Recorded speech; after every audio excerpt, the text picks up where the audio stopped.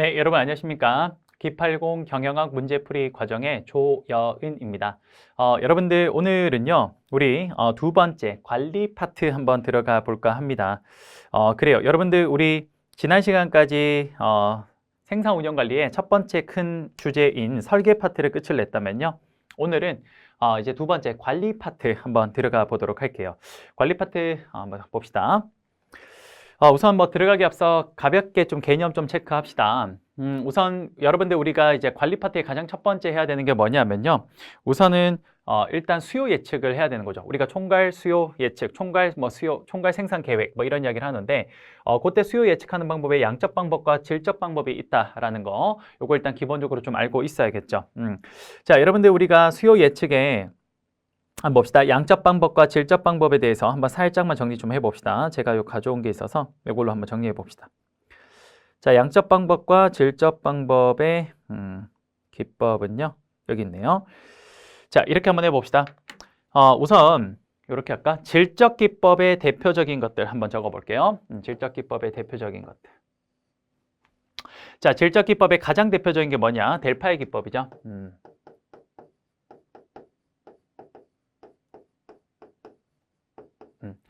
여러분, 이 델파의 기법은 뭡니까? 익명의 전문가 여러 명이서 그 사람들이 다 모여서 하는 게 아니라 각자 자리에 있고요.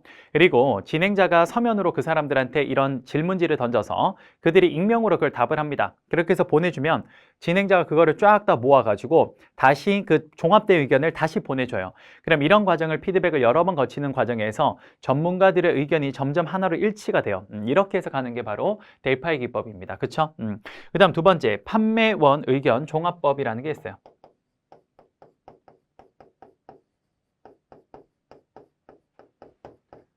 이거 뭡니까?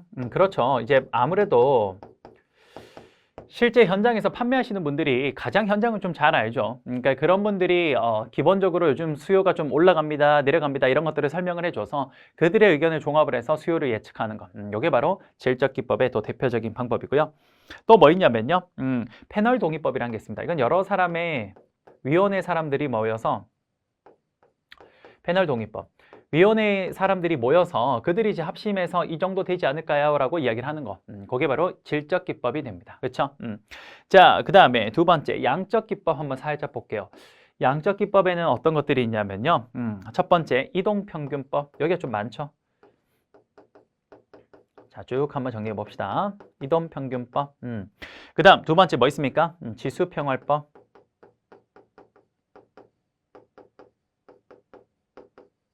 지수평활법.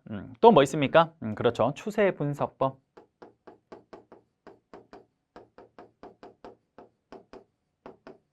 이런 거. 또 뭐 있습니까? 그렇죠. 회귀분석법.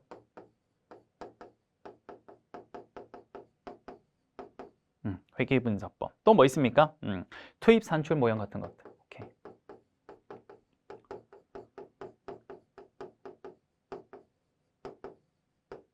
그렇죠. 이런 것들. 이런 것들 모두 다 뭐다? 양적 기법에 해당된다. 이렇게 보시면 되겠네요. 그렇죠? 추세 분석법. 이런 것들의 이제 대표적인 것들 중에 하나가 시계열 분석법도 있겠죠. 이런 거. 그렇죠? 인과관계 분석 기법의 대표적인 것들은 회귀 분석이 될 거고요. 그렇죠? 이렇게 보시면 될 것 같고요. 그다음에 재고 관리 유형에서 그렇죠. 유명한 게 ABC 재고 관리법. 그렇죠. 가치에 따라서 좀 다르게 보는 거랑 경제적 주문량 이런 것들. 그다음에 MRP는 종속 수요 재고 관리법. G뜨는 무재고 생산 시스템 이런 것들을 의미하죠. 저런 거 나중에 문제에서 한번 정리 한번 해보도록 하죠. 오케이, 됐습니다. 자, 그러면 한번 바로 들어가 보죠. 자, 514번부터 한번 들어가 보겠습니다. 514번. 수요 예측 기법 중 정성적 기법에 해당하지 않는 거를 물었습니다. 그렇죠? 델파의 기법, 전문가 패널법, 자료 유출법, 패널 동의법 다 맞는데 뭐예요? 시계열 분석법은 뭐예요? 정량적 기법이었죠. 아까 전에. 그래서 2번이 아닌 거네요. 그렇죠? 됐고요. 515번 시계열 분석 기법은 시계열의 구성 요소를 4가지로 정의하는데 그거에 해당되지 않는 거. 추세, 계절적 변동, 불규칙 변동, 순환 요인은 다 맞으나 획기적 요인은 당연히 아니겠죠. 정답은 2번이 되겠네요. 516번 수요 예측 방법에 대한 설명들 중 가장 적절한 항목들로 구성된 것은 맞는 거 찾아라 그랬죠. 그렇죠? 한번 해봅시다. 전문가 그룹에 대해 설문조사라는 델파이 기법은 대표적인 정량적인 게 아니라 뭡니까? 정성적 기법이라 그랬죠? 그러니까 일단 A 틀렸네요. 자, 그 다음 두 번째. 지수평활법은 중요한 원인 변수들에 대해 가중치를 다르게 부여하는 정성적 기법이다. 아까 지수평활법 아까 뭐였습니까? 정량적 기법이었죠? 그래서 이것도 틀렸네요. 그렇죠? 그 다음 3번. 초점 예측은 과거 정보로부터 논리적 규칙을 도출하여 이를 과거 자료에 대한 시뮬레이션을 통해 검증하는 방식으로 진행된다. 이게 초점 예측에 대한 정의되네요. 그렇죠? C는 맞네요. D. 시계열 분석이란 특정 시점에서 수요에 영향을 주는 변수들을 구별해내는 것이다. 시계열 분석은 이런 뜻이 아니라 이렇게 설명한 게 맞겠죠. 시계열 분석은 시간에 따른 수요의 추세를 파악하는 겁니다. 그렇죠? 그래서 D도 틀렸네요. 이 인과관계에 근거한 예측을 수행하기 위한 대표적인 게 뭡니까? 회귀 분석. 그 중에서도 여러 가지 원인들을 가지고 분석하는 게 다중 회귀 분석이죠. 그러면 정답은 C, E가 되겠네요. 그렇죠? 오케이. 자, 517번 들어가 보죠. 고객 주문 및 수요에 대한 예측 정보가 소매업체, 도매업체, 물류센터, 제조업체, 공급자 방향으로 전달되는 과정에서 지연이나 왜곡 현상이 발생하여 과잉 재고 등의 문제가 발생하는 것을 무엇이라고 하는가라고 하는데요. 이게 뭡니까? 이런 거죠. 예를 들어서 여기가 이제 뭐 고객이고요. 그 다음에 이게 소매점, 그다음에 도매 1, 그다음에 이것보다 더 큰 도매 2라고 하고요. 그 다음에 제조업자로 해봅시다. 그럼 있잖아요. 이 고객이 고객이 소비하는 것들을 소매점이 알게 되죠. 그러면 소매점이 이제 이거에 대해서 자기들이 이제 그 다음번에 고객이 좀 더 뭘 살 때 재고를 주문을 할 때 자기들이 생각하는 것보다는 조금 더 많이 주문합니다. 그렇죠? 그럼 어쨌든 여기서는 조금 요만큼의 변화가 일어나는데 이거는 자기들이 그것보다 조금 더 크게 주문을 하고요. 역시 도매일도 혹시 모르니까 조금 더 안전재고로 더 크게 하고 여기서 좀 더 크게 해요. 마치 뭐처럼 보입니까? 그렇죠. 여러분 채찍이 앞쪽에서 흔들면 이렇게 흔들어지죠. 채찍이. 채찍이 여기서 살짝 흔들어도 끝에 가면 엄청 크게 변화되잖아요. 그렇죠? 그래서 이걸 블립 이펙트 뭡니까? 채찍 효과라고 이야기를 합니다. 그래서 정답은 4번이 되겠습니다. 그렇죠? 거기 보면 채찍 효과랑 공급 사슬 상류의 기업으로 갈수록 주문의 변동을 더 크게 겪고 그 결과 기업이 보유하는 재고량에 영향을 미치는 것을 말한다라고 하죠. 하나 기억해 놓으면 좋겠네요. 자주 이런 형태로 나오는 문제라서 체크 하나 하도록 하고요. 518번 생산관리의 전형적인 목표로 옳지 않은 거 물었습니다. 생산관리 4대 목표 이건 자주 나오죠. 뭡니까? 일단 품질, 원가, 납기, 유연성 아닌 거는 1번 촉진 강화가 되겠네요. 그렇죠? 자, 519번 지트 생산 시스템 이건 뭡니까? 저스트 인 타임 무재고 시스템인데요. 잘 보세요. 일반적으로 우리가 재고라는 건 이래요. 어떻게 되냐면요. 공정이 여기 1, 공정이 2, 여기 공정 3이라고 해봅시다. 그러면 미리 수요를 예측을 해서 여기서 이제 만들어 가지고 이쪽으로 이렇게 해서 쌓아두죠.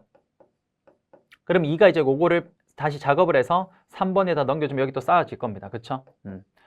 이렇게 해서 이제 최종 완제품을 만드는 거예요. 그러니까 항상 공정마다 재고가 이렇게 쌓여 있어요. 이게 일반적인 거죠. 그렇죠? 그런데 무재고 생산 시스템 지트는 뭐냐면요. 역으로 가는 거예요. 뭐냐? 고객에게 주문이 들어오잖아요. 자, 고객의 주문이 들어왔죠. 그럼 이 주문이 예를 들어서 10개를 만들어야 된다. 그럼 10개를 만들기 위해서 3번 공정이 10개를 만들기 위해서는 2번 공정으로부터 몇 개가 필요한지를 주문을 넣어요. 그 다음 2번 공정이 거기에서 다시 여기 10개를 만들기 위해서 자신들이 몇 개가 주문이 들어오면 그걸 만들기 위해서 1번이 몇 개 필요한지 주문을 넣습니다. 그럼 그렇게 해서 백해서 오면 받고 백해서 온 걸 받는 거예요. 그렇게 해서 뭡니까? 딱 10개를 만들어내는 거죠. 이 과정에서 뭐냐? 재고가 거의 쌓이지 않아요. 이걸 뭐라고 하냐? 지트 생산 시스템이라고 합니다. 그래서 과거 생산 방식을 우리는 앞에서 뒤로 그러니까 뒤에서 앞으로 민다 그래서 이런 방식을 푸시 생산 시스템이라고 하고요. 반면 지트 생산 시스템은 앞쪽에서 뒤쪽으로 당기는 거죠. 자, 여기에서 뒤쪽으로 당겨오고 지금 그다음 당겨오잖아요. 그렇죠? 그래서 이걸 풀 생산 방식이라고 이야기를 하는 거예요. 그래서 옳지 않은 거 찾아라 그랬는데 한번 봅시다. 1번 푸시 생산 방식이다. 바로 나오네요. 푸시는 옛날 거고 지트가 뭡니까? 풀 생산 방식입니다. 정답 1번. 이게 아니라 풀 생산 방식. 2번 필요한 만큼 자재를 생산하는 거 맞죠? 공급자와 긴밀한 관계 유지합니다. 그렇죠. 서로 필요한 것들을 의사소통을 통해서 적절하게 가져오는 거고요. 가능한 한 소량의 로트, 그렇죠. 최소의 재고를 가지려고 하는 거죠. 궁극적으로는 무재고. 5번에 생산 지시와 자재 이동을 가시적으로 통제하기 위한 방법으로 칸반 시스템이라는 걸 씁니다. 그렇죠. 그러니까 이게 재고가 어느 정도 적정량이 계속 쌓이는지를 눈으로 보기 위해서 칸반이라는 이런 방식을 사용을 해요. 이렇게 박스대기로 두고 그 안에 쓰는 거. 그걸 칸반 생산 방식이라고 얘기를 합니다. 그래서 그게 일정량이 쌓이고 있으면 아, 지금 재고가 빨리 회전이 안 되는구나라는 걸 눈으로 확인할 수 있어요. 정답은 1번이 되겠네요. 자, 됐고요. 그 다음에 520번 한번 봅시다. 다음에서 설명하는 경영혁신 기법으로 옳은 것은? 자, 볼게요. 통계적 품질 관리를 기반으로, 여기 핵심어가 나오네. 통계적 품질 관리. 이게 핵심어거든요. 이걸 기반으로 품질 혁신과 고객 만족을 달성하기 위하여 전사적으로 실행하는 경영혁신 기법이며 제조 과정뿐만 아니라 제품 개발과 판매, 서비스, 사무, 업무 등 거의 모든 분야에서 활용하는 거. 이게 뭐냐? 여러분, 우리가 정규분포라는 게 있어요. 이렇게. 이 정규분포의 가운데는 평균이 되고요. 이 평균에서 1시그마만큼 가는 걸 요걸 뮤에서 마이너스 1시그마, 그 다음에 뮤에서 플러스 1시그마, 여기까지 간 거고, 다시 2시그마, 3시그마까지 가서 여기까지 가잖아요. 그러면 예를 들어서 봐요. 평균에서 왼쪽으로 3칸, 그래서 마이너스 3시그마. 평균에서 오른쪽으로 3칸, 그래서 평균 플러스 3시그마. 그럼 여러분 보세요. 왼쪽으로 3개, 오른쪽으로 3개니까 합치면 몇 개요? 합치면 몇 개? 6개. 그래서 이걸 6시그마라고 하는데 이 6시그마 안에 양품이 들어올 확률이 거의 99. 몇 %예요. 그럼 거의 100%에 가까우니까 무결점의 양품을 만들겠다라는 거죠. 그래서 이걸 뭐라고 하냐? 6시그마라고 이야기를 합니다. 정답 몇 번? 정답은 5번이 되겠습니다. 학습 조직이라는 건 조직이 학습 전체적으로 번져서 이루어지는 걸 학습 조직이라고 하고요. 그 다음에 리스트럭처링 건 뭐냐면요. 이건 쉽게 말해서 구조조정, 이런 걸 말을 하는 거죠. 사업의 재조정. 그 다음에 리엔지니어링은 뭐냐면요. 그 기업의 프로세스 전체를 다시 근본적으로 개혁시키는 거 말하고요. 다운사이징은 뭡니까? 그렇죠. 다운사이징은 회사의 기업 규모를 축소하는 것을 말합니다. 정답은 5번. 오케이. 자, 521번 한번 볼게요. K사는 작년 4분기 수요를 15만 개로 예측하였으나 실제 판매량은 13만 개였다. 단순지수 평활법을 사용하여 올해 1분기 수요를 예측하니 14만 4천 개였다. 사용한 지수 평활 상수는 얼마입니까? 라고 합니다. 자, 이거 역시 공식을 알고 있는가라는 걸 묻는 건데 한번 해봅시다. 지수 평활법을 사용해서 단기가 뭡니까? 올해죠. 단기 수요 단기 수요 예측치는 어떻게 하냐면요. 정기 수요 예측치에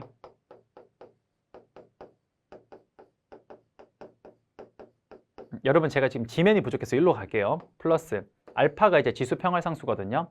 여기에 어떻게 하냐? 정기 실제치 실제값 실제치 빼기 정기 수요 예측치.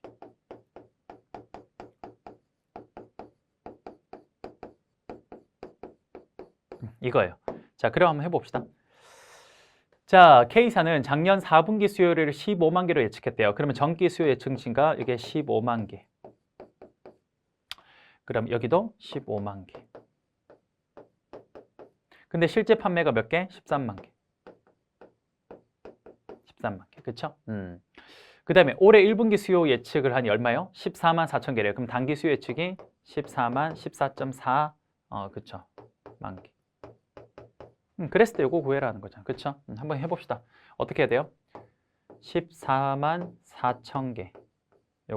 이거는 15만 개 플러스 알파 모르니까 그냥 두고 13만 개에서 15만 개를 이렇게 빼면 되겠죠. 그러면 여기에 일단 얼마예요? 마이너스 2만 개 나올 거고요. 마이너스 2만 개. 그 다음에 15만 개를 이렇게 넘기면 얼마가 됩니까? 그렇죠. 마이너스 6천 개가 되겠네요. 그렇죠? 그러면 요거 이제 양변에 마이너스 2만 개를 양변에 나눠주면 값이 얼마가 됩니까? 제가 계산을 잘못했나요? 13만 개. 맞죠? 실제 판매량은 13만 개. 그쵸? 그 다음에 여기가 15만 개. 그쵸? 그 다음에 여기가 15만 개 맞고요. 그 다음에 14만 4천 개 맞잖아요. 그쵸? 그러면 여기가 마이너스 6천 개고. 그쵸? 계산이 잘못 나왔나요? 제가? 마이너스 2만 개 맞는데? 13만 개, 마이너스 2만 개, 마이너스 6천 개. 그러면 그렇겠네요. 이렇게 해야겠네요. 그러면 양변에 나누면 알파는 어떻게 됩니까? 2만 개분의 6천 개 되겠죠? 그러면 한번 약분해 봅시다. 이렇게 약분하고 그 다음에 10 여기는 얼마요? 3. 그렇네요. 그럼 답은 0.3이 되겠네요. 그렇죠? 나누기를 못했어요. 미안해요. 오케이, 정답 2번. 나누기가 안 되네요. 미안합니다, 여러분. 아이고, 머리가 좀 안 돌아가나 봐요, 이제. 나이가 들었나 봐요. 자, 522번 한번 봅시다. 자, 다음은 지수평활법에 대한 설명이다. 다음 설명 중 옳지 않은 것은 아까 좀 전에 했죠. 지수평활법 이거잖아, 이거. 오케이. 자, 볼게요. 자, 지수평활법을 사용하여 단기 수요를 예측하려면 5년 이상의 장기간 자료가 있어야 된다. 바로 틀렸네요. 정답 몇 번? 1번. 왜? 아까 여러분들 보세요. 여기 아까 전에 우리가 필요로 한 자료가 몇 개 필요해요? 1년치만 필요하죠. 전기만 필요하잖아. 전기 예측치랑 실측치만 필요하잖아요. 그렇죠? 그럼 단기 수요 예측할 수 있잖아. 그러니까 5년치가 아니라 바로 직전 연도 1년치만 알고 있으면 되니까 틀린 거는 1번이 되겠네요. 그렇죠? 2번에 지수 평활 상수값이 클수록 현 시점에 가까운 값을 갖게 된다. 왜 그러냐? 평활 상수값이 크면 클수록 현 시점에 관련된 것들의 가중치를 높게 주기 때문에 그래요. 그래서 맞는 말이죠. 평활 상수의 값은 오차값을 고려해서 수정할 수 있다. 그렇죠. 얼마든지 저거는 상수값은 수정할 수 있습니다. 평활 상수가 1이면 전기 실적치와 동일한 값을 예측치로 갖게 되겠죠. 그렇죠. 왜? 그 차이를 전부 다 반영을 해버리니까. 그 다음에 평활 상수값이 낮을수록 평활 효과가 높아진다. 그렇죠. 오케이. 평활이라는 게 뭐냐면 여러분 스무딩 하는 거예요. 스무딩. 스무딩. 오케이. 자, 그래서 522번에는 정답 1번이 되겠네요. 됐습니까? 자, 그 다음에 523번 들어가 볼게요. 생산 시스템 설계에 해당하는 것은 설계 우리 뭐였습니까? 설계 지난번 했죠. 그쵸? 설계했을 때 제일 처음에 뭐였습니까? 제일 처음에 제품 설계, 두 번째 공정 설계, 세 번째 뭐였어요? 설비 배치, 네 번째 사람 관련된 방법 연구와 작업 측정, 마지막 공장 입지 결정 요거죠. 그러면 거기 해당되는 거는 오케이 바로 시설 입지가 되겠네. 2번 524번 해리스가 제시한 경제적 주문량 EOQ 모형의 가정으로 옳은 거 맞는 거 찾아라 그랬습니다. 그렇죠? 1번 단일 품목만을 대상으로 한다. 정답 몇 번? 1번이 되겠네요. 자, 한번 봅시다. 여러분 그 교재를 보고 잠깐 볼게요. 해리스가 제시한 경제적 주문량 모형의 가정은요. 다음과 같아요. 뭐냐? 첫 번째, 분석 기간 중 재고에 대한 수요는 확실하면, 즉 뭐냐? 그 분석 기간 중에 그 재고에 대한 사람들의 기본적인 수요는 확실해요. 그러니까 디맨드가 확실해요. 고정적이고 재고 사용률이 일단 일정합니다. 항상 매일매일 일정한 재고량을 사용을 하는 거예요. 두 번째, 재주문은 재고가 0일 때, 재고가 다 떨어져야만 다시 재주문을 할 수 있고요. 재고는 주문과 동시에 조달됩니다. 즉 조달 기간이 0이에요. 뭐냐? 주문하면 뭐냐? 갑자기 훅 생기는 거예요. 비현실적이긴 하죠. 그렇죠? 그래서 해리스의 그 경제적 주문량이 좀 비현실적이라서 나중에 이거를 현실적으로 가정을 좀 보완한 것들이 많이 나옵니다. 그 다음에 1회 주문비는 주문량의 크기와 관계없이 일정하고요. 재고 유지비는 재고 수준에 따라서 비례합니다. 그러니까 그 앞쪽에 1회 주문비는 고정비가 된다는 말이고 재고 유지비는 변동비란 말이에요. 그 다음에 리을에 단일 품목만 고려하고 그렇죠. 이거. 그 다음에 수량 할인은 없다고 가정을 합니다. 그러니까 수량 할인이 적용된다 틀렸고요. 연간 수요량은 뭡니까? 고정되어 있다고 할 수 있고요. 조달 기간은 분기 단위로 변동하는 게 아니라 조달 기간은 제로라 그랬고요. 주문 비용은 주문량의 정비라는 게 주문 비용은 뭡니까? 고정비라고 했습니다. 그래서 정답은 1번이 되겠네요. 됐습니까?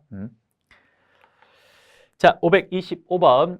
재고관리 ABC 관리법에서 품목을 분리할 때 가장 많이 사용되는 분석법은 앞에서 한 번 더 했죠. 뭡니까? 파레토 분석이라 그랬죠. 정답 4번. 526번. 다음 중 재고 부족 시에 발생할 수 있는 비용에 해당하지 않는 거를 물었습니다. 재고가 부족했을 때 나오는 거예요. 그렇죠? 여러분 재고가 부족하면 첫 번째 회사 브랜드 가치가 하락할 수 있죠. 왜? 그만큼 제품이 고객들이 원하는데 빨리빨리 적시 인도가 안 되니까 회사의 브랜드 가치가 떨어질 수 있죠. 두 번째, 당연히 생산 독촉하는 데 들어가는 비용도 들겠죠. 세 번째, 보험료. 이건 여러분 재고가 많을 때 생기는 거죠. 재고가 많을 때 혹시나 재고를 넣어둔 창고에 화재가 발생할까 봐 그래서 생기는 거 아닙니까? 그래서 오히려 재고 부족했을 때는 보험료는 상대적으로 발생하지 않겠죠. 정답 3번. 납품 지연 당연히 발생하겠죠. 재고가 부족하니까. 그리고 판매해야 되는데 판매 못하니까 기회 손실 비용 나오겠죠. 정답은 3번. 오케이. 자, 527번에 다음 중 경제적 주문량을 결정할 수 있는 변수가 아닌 것은, 즉 경제적 주문량과 관련된 변수가 아닌 거 찾으라는 거예요. 그렇죠? 1회 주문 비용 있죠? 그렇죠. 오더링 코스트 이게 뭐예요? 이게 고정비. 연간 총 수요량, 그죠? 디맨드 있었고요. 상품 인도 기간 있었어요? 아니죠. 정답 몇 번? 정답은 3번. 단위당 유지 비용 이게 뭡니까? 캐링 코스트 이게 변동비가 되고요. 연간 주문에서 그 결과로 나오는 거네요. 그렇죠? 오케이. 다 나올 수 있는 거네요. 정답은 3번. 자, 그 다음에 528번 보도록 하겠습니다. 문제가 이게 계산 문제가 조금 연달아 있네요. 그쵸? 이게 조금 애매하네. 자, 그럼 여러분 우리 조금 이르긴 한데 이번 시간은 여기서 좀 일단 한번 끊을게요. 뒤쪽에 우리 계산 문제가 쭉쭉 이어져서 요거는 나중에 계산 문제끼리 한 번만 좀 같이 정리를 했으면 해서 우선 여기서 조금 마무리하도록 하겠습니다. 여러분 수고 많으셨고요. 이제 우리 거의 다 끝나가거든요. 이제 조금만 더 정리하면 한 번에 다 끝낼 수 있을 것 같아요. 그러니까 우리 조금만 더 힘내주시기 바랍니다. 여러분 수고 많으셨고요. 저는 다음 시간에 다시 찾아뵙도록 하겠습니다. 여러분 감사합니다.